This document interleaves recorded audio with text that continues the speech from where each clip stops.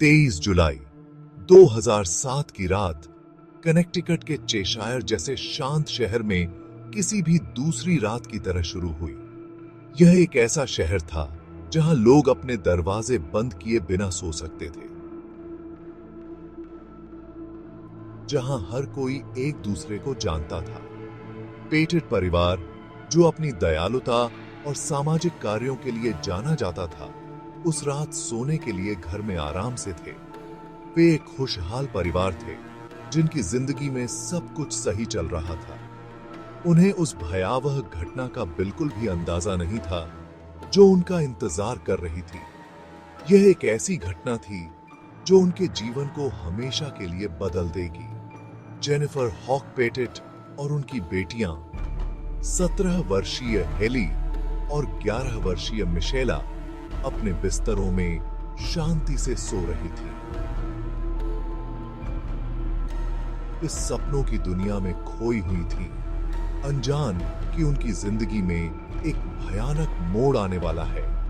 परिवार के मुखिया डॉ विलियम पेटेट नीचे एक सनरूम में आराम कर रहे थे।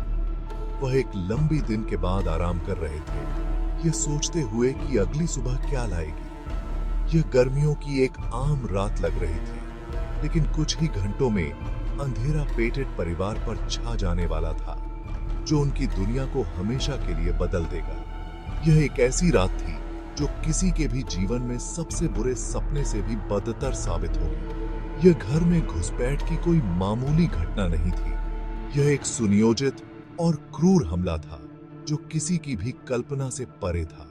यह एक ऐसी रात थी जो हमेशा के लिए अपराध के इतिहास में दर्ज हो जाएगी। एक ऐसी रात जिसने पूरे समुदाय को हिलाकर रख दिया। एक ऐसी रात जिसने शांति की नाजुकता और मानवीय प्रकृति की क्रूरता को उजागर कर दिया। यह एक यादगार रात थी जो कभी भुलाई नहीं जा सकेगी। आधी रात को दो लोग, स्टीवन हेस और जोशुआ कोमिसार्जेव्स्की, पेटेट के घर के बाहर छिपे हुए थे। उनका इरादा नेक नहीं था। वे परिवार को देख रहे थे, अपनी चाल की योजना बना रहे थे। उन्होंने एक मौका देखा, एक परिवार की उनके ही घर में कमजोरी का फायदा उठाने का मौका। वे अंदर घुस गए। उनके चेहरे ढके हुए थे। उनकी आंखें एक भयानक बेरुखी दिखा रही थीं। उनका शुरुआती लक्ष्य सरल था,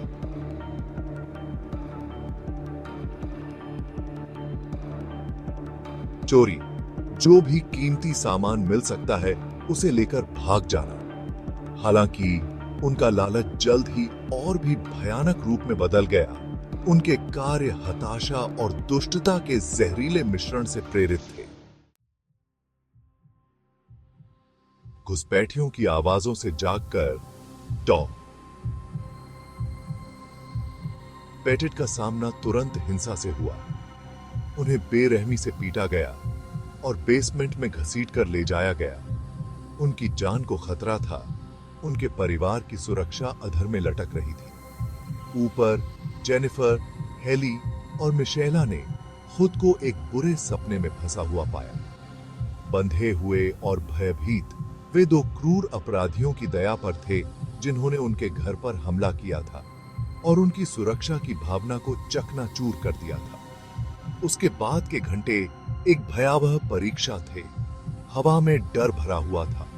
हर पल एक पीड़ादायक अनंत काल था, जो एक डकैती के रूप में शुरू हुआ, वह जल्दी ही हिंसा और क्रूरता के एक भयावह प्रदर्शन में बदल गया। घुसपैठियों ने सहानुभूति की भयानक कमी से प्रेरित होकर पेटेट परिवार को अकल्पनीय आतंक का शिकार बनाया। जेनिफर को अपने अपहरणकर्ताओं को खुश करने और अपने परिवार की रक्षा के लिए एक हताश प्रयास में पैसे निकालने के लिए बैंक जाने के लिए मजबूर किया गया था। बैंक टेलर को कुछ गड़बड़ होने का आभास हुआ। उसने अधिकारियों को सतर्क कर दिया, लेकिन तब तक बहुत देर हो चुकी थी। घड़ी की सुई आगे बढ़ रही थी और पेटेट के घर के अंदर का दुःस्वप्न अब भी खत्म नहीं हुआ था। भाग 5। एक मां का बलिदान और एक बेटी की गुहार। अकल्पनीय साहस और प्रेम के अंतिम कार्य में जेनिफर हॉक पेटिट ने अंतिम बलिदान दिया। उसने अपने परिवार की सुरक्षा के लिए अपनी जान की बाजी लगा दी। यह जानते हुए कि उसकी बेटी की जान खतरे में है, उसने अपने अपहरणकर्ताओं को बताया कि उसका पति अभी भी जीवित है। यह मां का दिल था जो अपने बच्चों के लिए किसी भी हद तक जा सकता था। यह एक हताश जुआ था, एक मां का समय खरीदने का प्रयास, शुद्ध बुराई के सामने आशा की एक किरण प्रदान करना। उसकी आंखों में डर और साहस दोनों झलक रहे थे। इस बीच हेली ने अपने बिस्तर से बंधे होने के बावजूद बहादुरी से अपने सेल फोन का उपयोग मदद के लिए कॉल करने की कोशिश की। उसकी हर कोशिश में एक नई उम्मीद थी। उसकी उंगलियां कांप रही थीं क्योंकि उसने सख्त होकर 911 डायल करने की कोशिश की।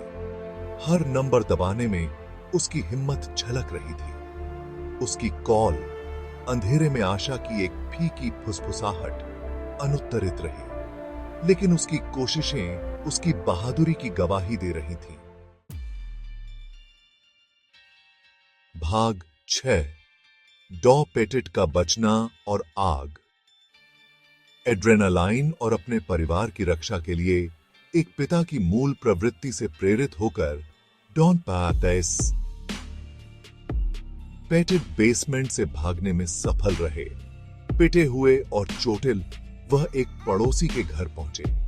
मदद के लिए उनकी चीखें सुबह के सन्नाटे को चीरती हुई गूंज रही थीं। जैसे ही सायरन पेटिट निवास के पास पहुंची, आकाश में काले धुएं का एक गुबार उठा, जो पहले उत्तरदाताओं के इंतजार में होने वाले आतंक का एक भयानक पूर्वाभास था। पेट्रोल से सराबोर घर आग की लपटों में घिरा हुआ था। आग अपने रास्ते में आने वाली हर चीज को अपनी चपेट में ले रही थी। भाग 7, जांच और मुकदमा।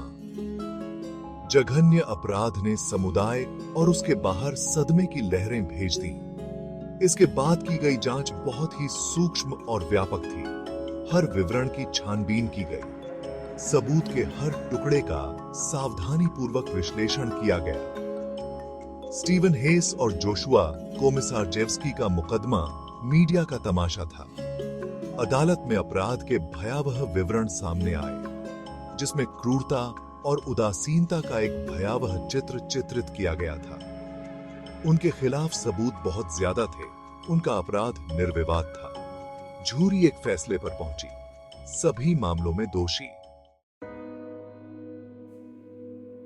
भाग 8, क्या न्याय हुआ? 2010 में हेस और कोमिसार्जेव्स्की दोनों को चेशायर होम इन्वेजन और हत्याओं में उनकी भूमिकाओं के लिए मौत की सजा सुनाई गई थी। जहां सजा ने कुछ लोगों के लिए बंद होने की भावना पैदा की, वहीं इसने डॉ पेटिट और पीड़ितों के परिवारों द्वारा झेले गए दर्द और नुकसान को कम करने के लिए बहुत कम किया।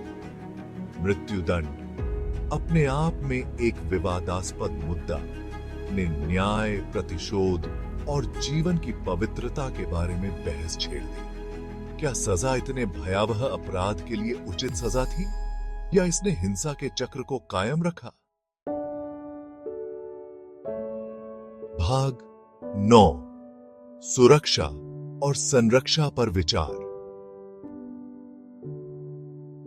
चेशायर होम इन्वेजन राष्ट्रीय चेतना को परेशान करना जारी रखता है, जो सबसे सुरक्षित दिखने वाले इलाकों में भी मौजूद भेद्यता की एक कठोर याद दिलाता है। यह घटना हमें यह सोचने पर मजबूर करती है कि क्या वास्तव में कोई भी स्थान पूरी तरह से सुरक्षित हो सकता है। यह हमें मानव स्वभाव के काले पक्ष और हिंसा की यादृच्छिकता के बारे में असहज सच्चाइयों का सामना करने के लिए मजबूर करता है। हम अक्सर यह भूल जाते हैं कि खतरा कहीं भी और कभी भी आ सकता है। और यह हमें हमेशा सतर्क रहने की आवश्यकता की याद दिलाता है। यह हमें सुरक्षा की अपनी भावना पर सवाल उठाने के लिए मजबूर करता है। यह स्वीकार करने के लिए कि बुराई हमारे घरों और हमारे जीवन में घुसने के अवसर की प्रतीक्षा में छाया में छिपी रह सकती है। यह विचार कि हमारे अपने घर भी पूरी तरह सुरक्षित नहीं है, हमें असहज कर देता है। पेटेट परिवार की त्रासदी एक भयावह अनुस्मारक के रूप में कार्य करती है कि कोई भी उस अंधेरे से सुरक्षित नहीं है जो हमारे घरों और हमारे जीवन में प्रवेश कर सकता है।